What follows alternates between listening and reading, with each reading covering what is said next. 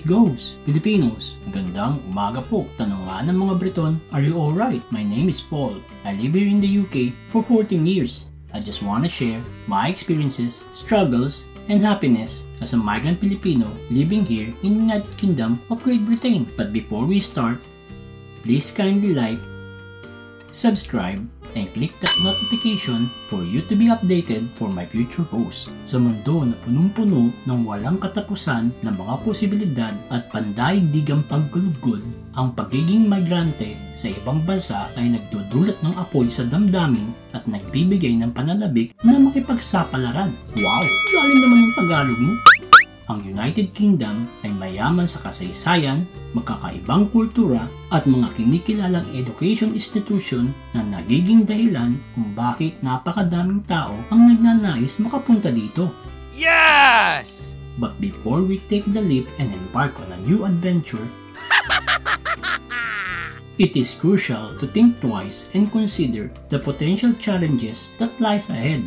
Naalala ko pa noong 2008 nang dumating ako dito sa UK, wala pang 2 months gusto ko nang umuwi sa Pilipinas. Nag-sink in sa akin lahat ng mga pagsubok at problema na haharapin ko bilang isang migrant dito sa England.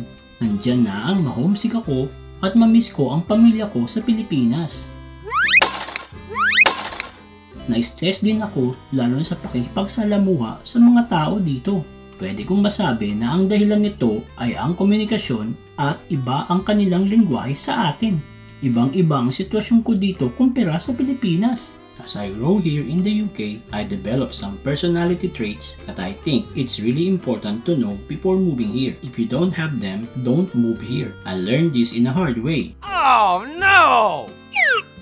And I'm sharing this to you guys so you will know mas maigi na handa ka bago ka mag-migrate sa ibang bansa o sa kalagayang ito dito sa United Kingdom. Filipinos, you better think twice before moving in the United Kingdom if Part 1. Number 1. Don't come to the UK if you cannot handle homesickness. Homesickness is a feeling of longing or emotional distress experienced when one is away from their familiar environment or home. Ito po ay isang phenomenon na apektado ang individual na lumipat sa bagong lugar katulad ng syudad o sa ibang bansa. Nung tumama sa akin ang homesickness, nung bagong dating ako dito, para akong mababaliw. Oh no!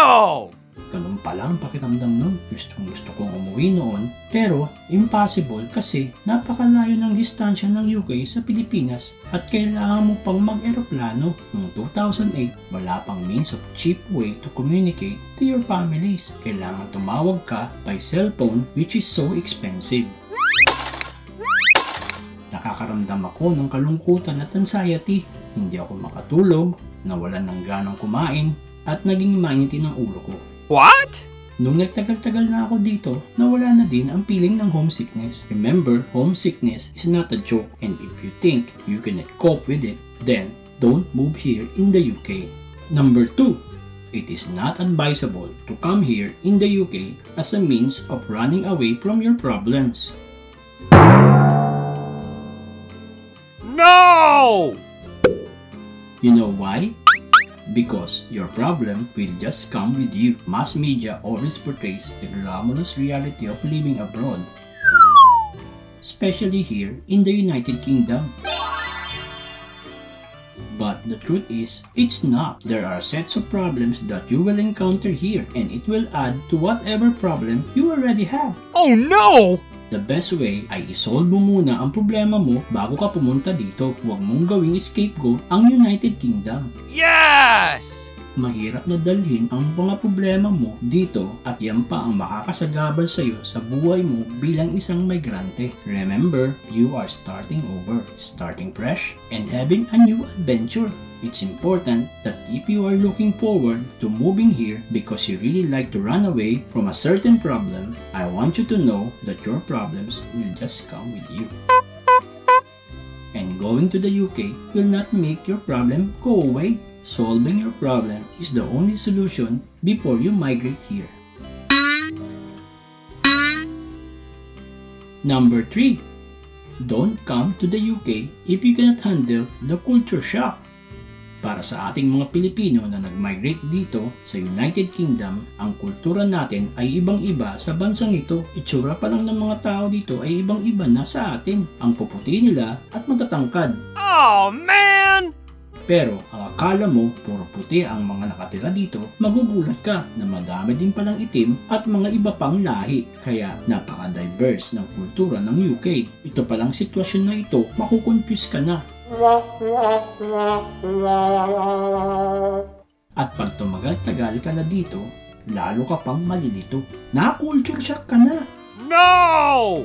Culture shock refers to the feeling of disorientation and discomfort that arises when individuals encounter a new culture and way of life that differs significantly from their own. Shocking talaga! Hindi mo magawa ang mga bagay-bagay na ginagawa mo sa bansa mo. Isang example na lang ito ay yung transport nila dito.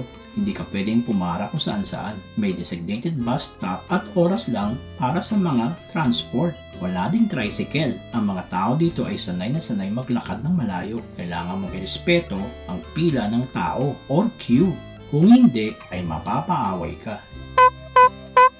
Hindi pwede din ang mga libre-libre dito. Libre mo nga ako? Magpakain ka naman kasi birthday mo. Hindi din pwede dito ang basta't basta ka nalang dadating sa bahay ng may bahay nang walang paalam o pasabi man lang. Ilan lang yan sa mga bagay-bagay na naiiba dito sa UK. Ang solusyon ng culture shock ay dapat inform mo ang sarili mo sa mga ways nila dito sa UK, like cultural awareness, learning British history and culture, improving your English, connecting with fellow migrants, embracing their diversity, and remember, UK is a diverse country and you need to take care of yourself, especially your mental well-being. If you think you cannot handle the culture shock here in the UK, then you better not come here. Oh, man! Number 4. Don't move here in the UK if you cannot adapt. It is very important to access your ability and willingness to adapt before making decisions to migrate here in the UK. Oh, man! The British way is different from the Pinoy way. Napakalayo ng comparison. Sa halimbawa nito ay ang kanya-kanyang gastos ng bawat tao kung sila'y kakain o iinom sa labas. Hindi ka obligadong gumastos dito kahit kung pupunta sila sa party mo, lalo na kung sa isang restaurant o pub, hindi nila expected na ikaw ang magbabayad ng bills. Most likely, after the party, they will proceed to the cashier and pay whatever order of food and drinks they have. What? Yes, walang mga nagpapalibre, walang mga nagpaparnig o nangangantsaw. Hindi katulad dyan sa Pilipinas. Kahit ano pang okasyon, kailangan mong manlibre, magpakain ka at magpainom. Isipin mo na lang, kung ang isang Briton pupunta sa party mo not expecting na ilibre mo siya, ibig sabihin, gusto ka ng Briton na yun. Kasi willing siyang magbayad ng kinain niya to celebrate with you. Nagugulat nga sila pag sinabi mo na everything is for free. At may banat ka pa. Because it's my birthday and it's my treat. Meron lang isang way dito na pagkasama mo mga Briton sa pub at nagiinuman kayo, every person are buying for each rounds. Ngayon, kung ayaw mong bumili ng isang round sa grupo, sabihin mo sa kanila, they will not take it personally. Not like us Filipinos. Masasabihan ka pang tikoy o kuripot. Ang kultura nating mga Pinoy na magpalibre, blowout naman dyan, o ikaw na magbayad kasi anniversary naman ninyo, magpapansit ka naman. Don't expect it here in the UK. Kaya kayong mga Pinay, if you are dating somebody here in the UK, especially a British guy, expect to pay for your own meal, not unless he tells you that he is going to pay for it. That's why it's pretty much necessary to adapt. The real life here as a migrant is I dwell like a British person. Even do my best to communicate like a British person. Interrelate with them as would like a British person do. I attempt to conform to its society's norms and cultural expectations. I've been struggling but make an effort to grasp as the best as I can because it's extremely important. Ganon din naman ang expected mo sa isang Briton na maninirahan sa ating bansa, di ba? Ang mahirap kasi, minsan, ipinipilit natin yung sistema natin na mas okay tayo kasi mas mabilis ang process natin. Mas makataong sistema natin. Bakit ganun? Ibang-iba dito, parang walang nangyayari. Parang ignore lang nila mga complaints mo. You are a migrant person living in UK. The truth is, nobody like you here. Tapos, mag-iinarte ka pa. I'm a Filipino and I will never be a British person. Bagamat dito ako nakatira sa England, kailangan kong irespeto ang kultura at sistema nila. As much as possible, adapt to it. Hindi ako magpapanggap na ako'y isang Briton kasi hindi yun tama. That's why, if you're not willing to adapt, then UK is not for you. No! Number 5. Don't migrate here if you struggle communicating in English or having a language barrier. Sa totoo lang, hindi naman natin problema ang language barrier dito sa UK, lalo na sa larangan ng wikang Ingles. No English? No English, please?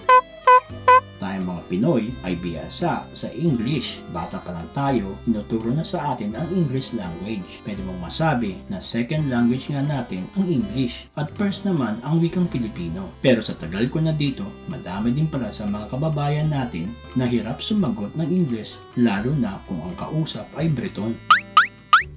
Oh, no!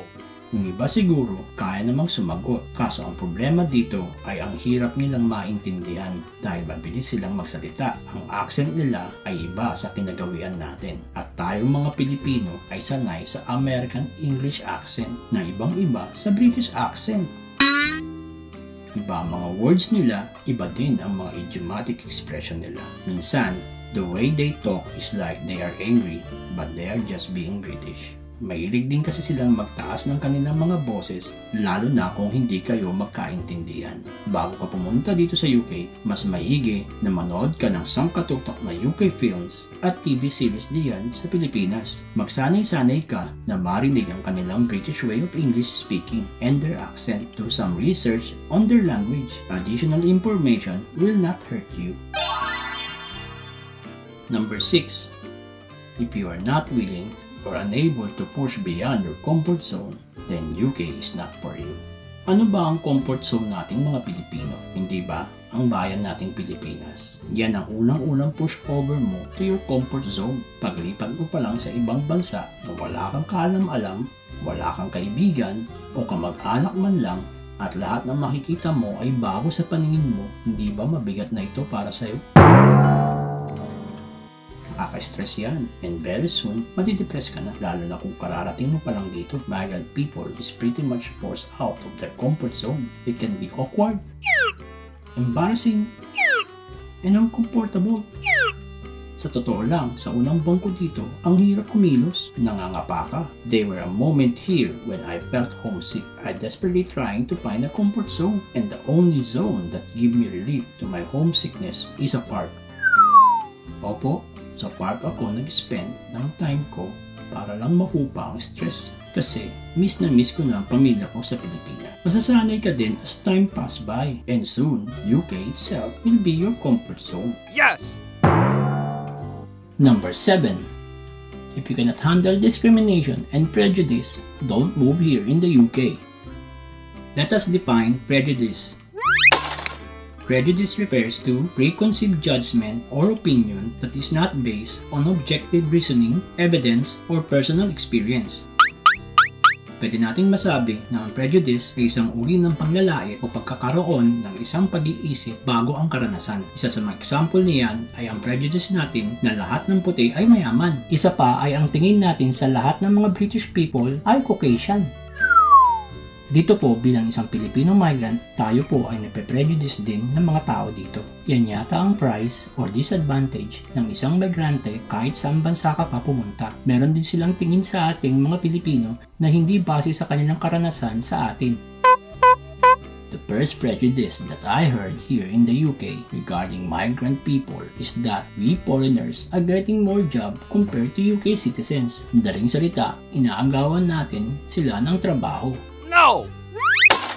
Hindi na ito bago dito. Hindi na ito bago kahit sa Amerika Ganyan din ang tingin nila sa mga migrant people. Yun lang, minsan nakakairita na sa pandinig. Hindi man lang nila naisip na mas mahirap para sa atin ang makahanap ng trabaho dito dahil sa mga faktor na katulad ng language barrier, differences in qualifications, recognition, unfamiliar with local job market, and potential discrimination or biases. Sa katulad ko na isang cameraman sa Pilipinas, nag-try din ako mag-apply niyan dito but nobody hires me and they said that I need training first before I can be employed as a cameraman. That's why my only choice is either a healthcare worker or a cleaner. I ended up being a cleaner. Most of the prejudices here result to discrimination among migrant people. That's why there are a lot of low-tier jobs done by migrant people in the UK. Meron din naman mga siniswerte na Pilipino na nakakakuha ng maayos na trabaho dito sa larangan ng IT, nursing, chef, iba pa. Nice!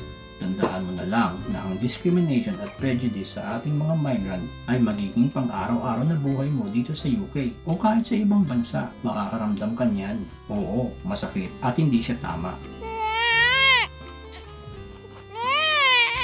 Ganun talaga ang buhay. Hindi ka taga dito, kaya expect mo na mga tao dito ay may reservation sa'yo. Remember, everyone's experience as a migrant in the UK is unique. Madami kang mga challenges na haharapin, but there are also opportunities for personal growth, cultural exchange, and building a fulfilling life. Sa susunod pong episode, talakayin natin ang ikalawang bahagi ng You Better Think Twice Before Moving to the United Kingdom if, gaya nga po ng sabi ni JP Morgan, who was an American financier and investment banker who dominated corporate finance on Wall Street throughout the Gilded Age, the first step towards getting somewhere is to decide that you are not going to stay where you are.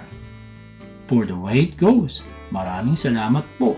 But before we go, please kindly like, subscribe, and click that notification for you to be updated for my future posts. Be proud, Filipinos!